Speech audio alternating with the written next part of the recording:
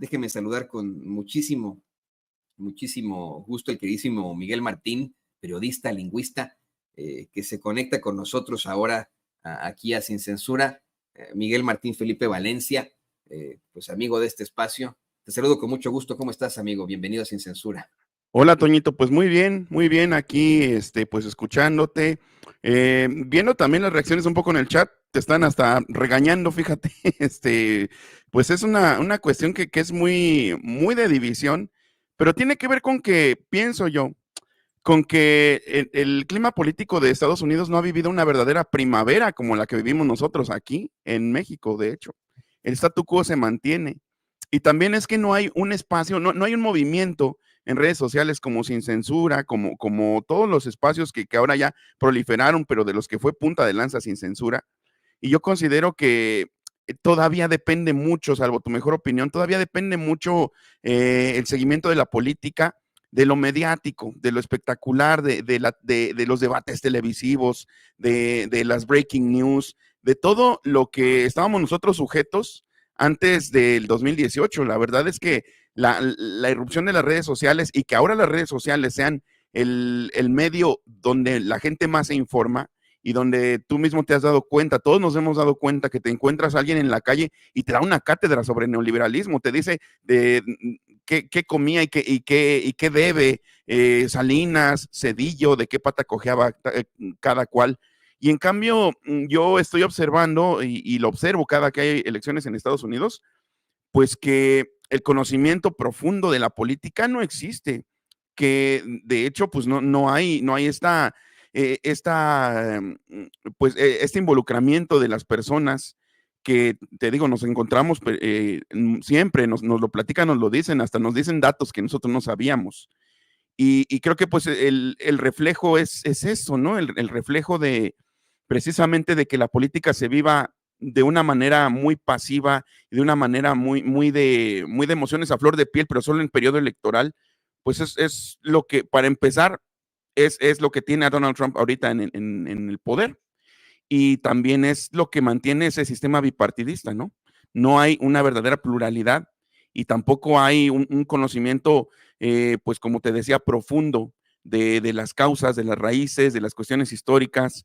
¿Qué falta le hace a la sociedad estadounidense una mañanera o un Sin Censura o un movimiento de los aquí despreciados youtuberos, ¿no? Esos charlatanes de redes sociales, pues estos charlatanes de redes sociales, entre los que nos contamos, aunque seamos periodistas estudiados, pero nos meten al costal y no hay de qué espantarse, pues somos los que hemos contribuido de cierta manera, pues a este grado de politización que nos hace sentir orgullosos de que estamos muy adelantados con respecto a la sociedad estadounidense. No sé cómo lo veas tú, Toñito. Definitivamente, eso en cuanto a un conjunto, porque si bien es cierto, querido Miguel, hay muchos movimientos ya que de verdaderamente luchan por un progreso. Además, vimos verdaderas protestas en contra, por ejemplo, del genocidio en la Franja de Gaza. Vimos verdaderamente al pueblo movilizarse, enfrentarse a arrestos con tal de pues sacar adelante su consigna, con tal de que dejen de asesinar niños ahí en la Franja de Gaza. El común denominador del estadounidense se mantiene desafortunadamente en la ignorancia y a partir de ahí vota por un Donald Trump bajo la rara consigna de que supuestamente es bueno para la economía. No, no fue tan bueno para la economía. Hubo recesión en Estados Unidos durante su mandato. Eso tenemos que dejarlo muy claro. Y también se debió, hay que serle justos a la historia, se debió, por supuesto, a la pandemia. También eso de que perdonó impuestos, pues no fue así. La realidad es que le perdona los impuestos a sus amigos empresarios durante su mandato. Y si bien es cierto, recibimos cheques durante la pandemia de apoyos sociales, pues eso es un protocolo normal para el gobierno de los Estados Unidos, que está muy a la panista, ¿no? De, ay, sí, ya, te doy un cheque y cállate, ¿no? Y lo mismo hubiera ocurrido en caso de que hubiera estado un demócrata en el poder. Entonces, creo que hay dos factores aquí muy importantes dentro de esa ignorancia como común denominador de los votantes que llevaron ahora a el orangután naranja una vez más a la Casa Blanca, ese sujeto que nos odia a los mexicanos. Es esa parte, esa excusa, Miguel, de que supuestamente fue bueno para la economía, pero también un profundo racismo de decir, ¿cómo voy a votar por una mujer afroamericana, afroindígena, ¿no? Si pues ahí tengo a este cuate, ¿no? O sea, creo que hay un grado absoluto de misoginia, de racismo, de discriminación en este voto. No lo van a aceptar, ¿eh? No lo van a aceptar. Pero efectivamente este país tiene ese grado de misoginia terrible y de racismo terrible y falta de politización. Verdaderamente tú entrevistas a cualquiera de estos personajes que asistían a los rallies, a los mítines de Donald Trump y, y salían con una serie de teorías de la conspiración terribles e impresionantes, ¿no? Sobre lo que ellos creían que ocurría, por ejemplo, con desastres ambientales, ¿no? Con estos huracanes que golpearon duramente a la Florida, por ejemplo. Muchos de los manifestantes o de los seguidores de Trump decían que habían sido ocasionados por el gobierno, ¿no? De alguna u otra forma. E insisto, también está este descontento con la hipocresía absoluta del Partido Demócrata. Es un descontento claro que no sé si llegue a la politización de la que tú hablas, ¿no? O sea, estoy completamente de acuerdo contigo. El pueblo estadounidense no está tan politizado como el pueblo mexicano, que sí se informa, que sí revisa, que sí lee ya ahora, ¿no? Que reflexiona en cuanto a su futuro. Acá fue más de, ay, pues a mí me importa más la economía, ¿no? Creo yo, porque este sujeto es empresario que nos va a ir bien, sin investigar antes si verdaderamente fue bueno para la economía en su mandato. Me lo dicen sus seguidores, lo dicen los medios que fue bueno, sin yo investigarlo precisamente. Y pues voy a votar por él porque él no es la señora afroamericana, afroindígena, ¿no? O sea, hay tantos factores aquí que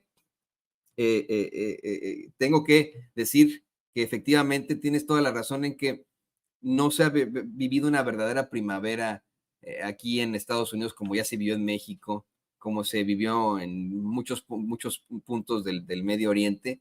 Y en cuanto a movimientos progresistas en las redes sociales como Sin Censura, sí los hay, pero no tienen tanta penetración.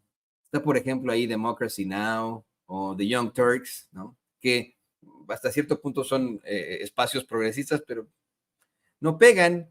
O bien la radio pública, que supuestamente es liberal, pero hemos visto su clara cercanía a la derecha muchas veces, cómo es que en todo le hacen caso a lo que diga el gobierno, cómo es que en este genocidio en la Franja de Gaza han sido verdaderamente parciales en su manejo de la información. ¿Qué opinas de esto, querido Miguel? Debatamos. No, fíjate que es bien interesante lo que dice sobre las teorías de la conspiración, porque el imaginario estadounidense contemporáneo se construyó a partir de la industria del entretenimiento. Entonces, fíjate cómo esas cuestiones que vienen de fuentes que francamente eran entretenimiento puro y duro, pues ahora resulta que configuran las opiniones políticas de la gente a la hora de votar, ¿no? O sea, a la hora de sufragar, se están acordando del proyecto HARP, del proyecto Blue Book, ¿no? De las cuestiones conspiranoicas de toda la vida que muchos vimos pues en programas de misterio y en cuestiones en libritos, ¿no? En libritos como el que había antes de Charles Berlitz, el Triángulo de las Bermudas. Y es increíble que todavía te encuentres a gente que sufraga con respecto a estas cuestiones, ¿no? Que se acuerda de eso a la hora de votar y que con eso configura su identidad política.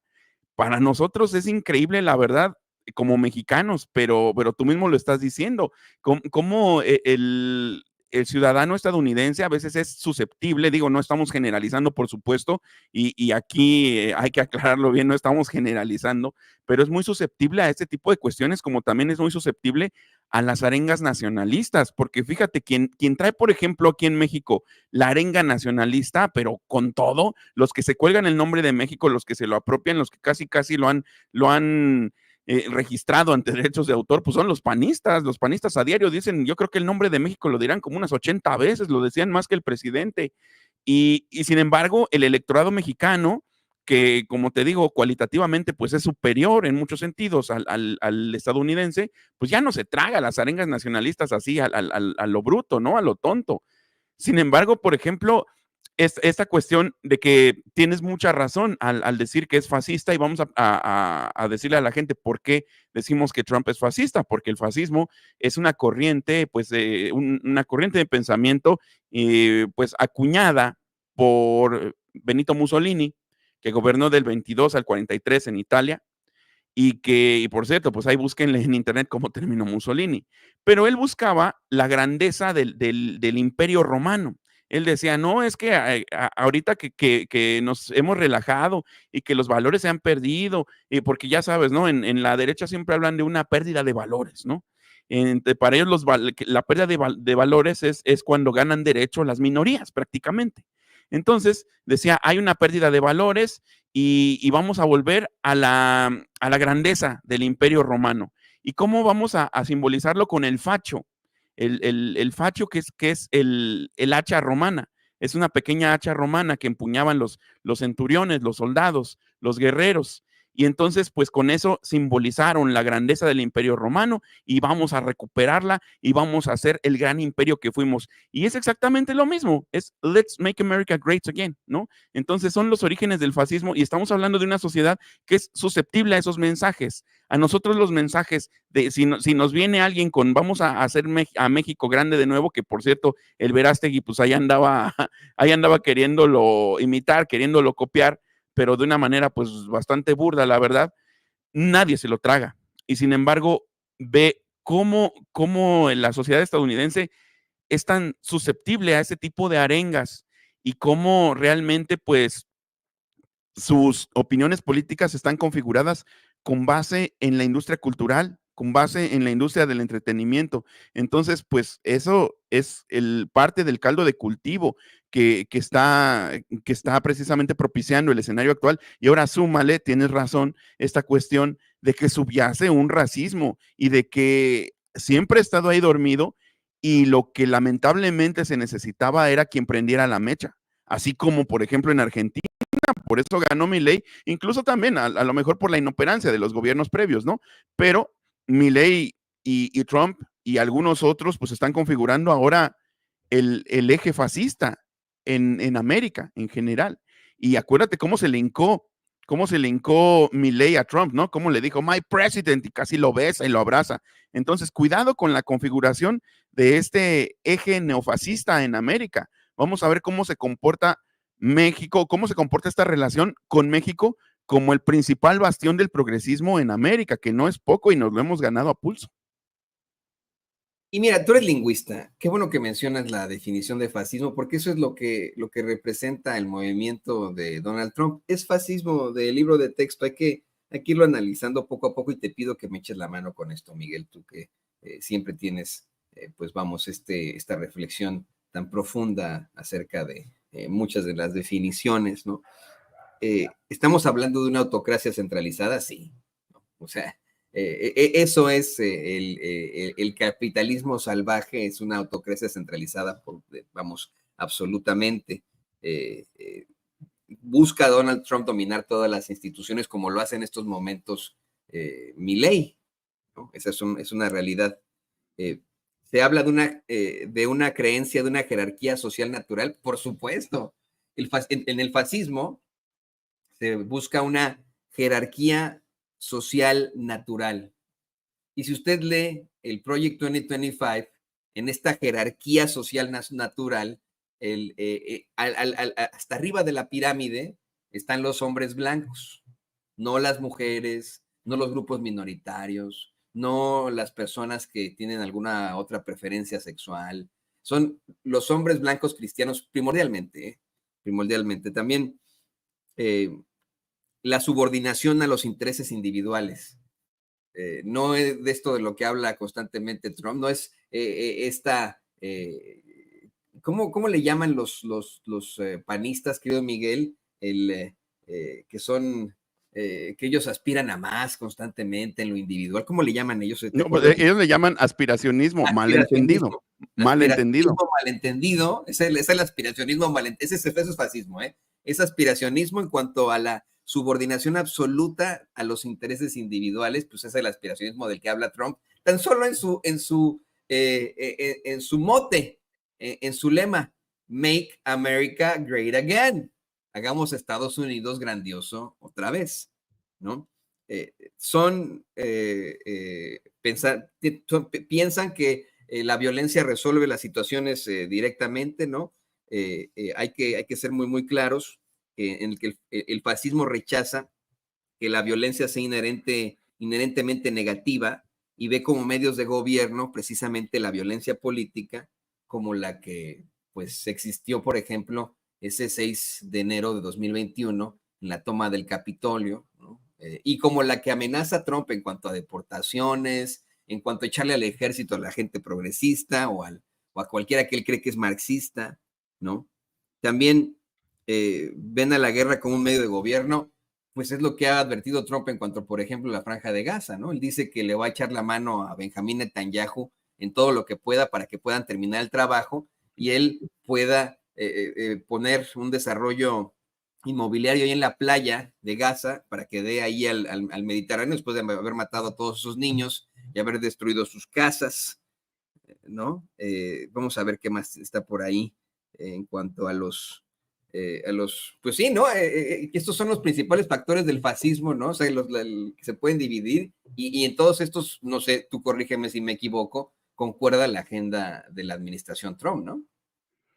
Sí, y aparte, pues está potenciado por un alcance, como te decía, una industria cultural ya bien consolidada de muchos años, que ahora puedes meter así un bulo, prender la mecha del buscapiés y se prende todo, ¿no? Porque ya traen muchos años de adoctrinamiento. De hecho, ese es el genuino adoctrinamiento, ese apego a la industria cultural que te dice que el gobierno es capaz, o que los gobiernos o no los gobiernos, más bien los famosos comunistas, ¿no? Imagínate, alguien que para una campaña política de un país que se ufana de ser punta de lanza económica, todavía esté metido el concepto de comunismo en el año 2024 y no te habla tanto mal de quien lo utiliza como bandera para su campaña, sino te habla mal de quien es susceptible de configurar su voto y su identidad política con base en eso.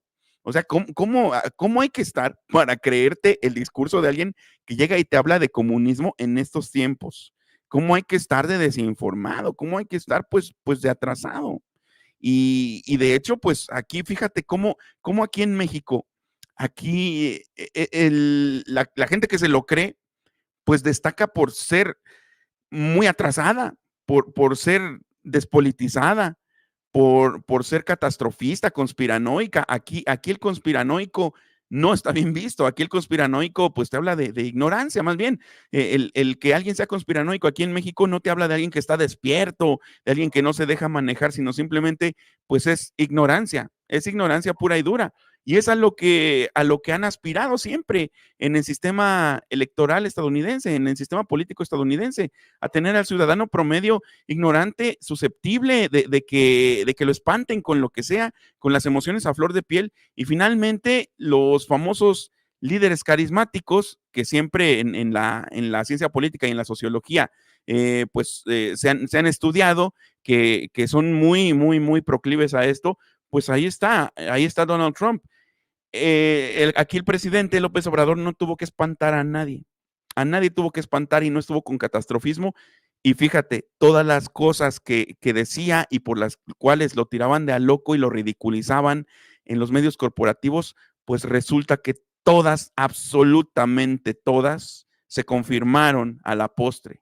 Pero no pueden decir lo mismo de Trump. Trump suelta y suelta y suelta una retahíla de mentiras, una retahíla de acusaciones y a la post él le apuesta a que no va a haber tiempo de confirmarlas y nunca se confirman. Entonces, para quienes quieran comparar a Trump con López Obrador, nada más acuérdense de eso. A la postre, todo, absolutamente todo lo que afirmaba López Obrador se ha confirmado. Y no me van a poder decir lo mismo de Donald Trump. Y pues sé que hoy es una mañana de chat muy dividido, pero reflexionen sobre eso. Reflexionen cuántas cosas de las que decía López Obrador se han cumplido a la postre y de lo que dice Donald Trump, qué se ha cumplido, de lo que decía en su primera campaña, qué se ha cumplido y qué se va a cumplir. Realmente, pues solo está apelando a la memoria corta, a la susceptibilidad de una sociedad configurada, con una identidad política configurada a partir de la industria cultural, y pues la capitalizó bien, junto con sus aliados como Elon Musk precisamente, que es pues casualmente el dueño de una red social que está llenísima de trolls, llenísima de gente con los peores deseos y con las peores formas de dirigirse a nosotros. Y pues eso no puede ser nunca benéfico para la sociedad. Ay, mira, yo quiero aclarar rápidamente que mi sentimiento, Miguel, en cuanto a esta división del chat de la que hablas, mi sentimiento de que podrían tratar. Ah, llegó la doctora, vamos con la doctora. Muchas gracias, Miguel. Platicamos de esto A después. ti, Toñito, gracias.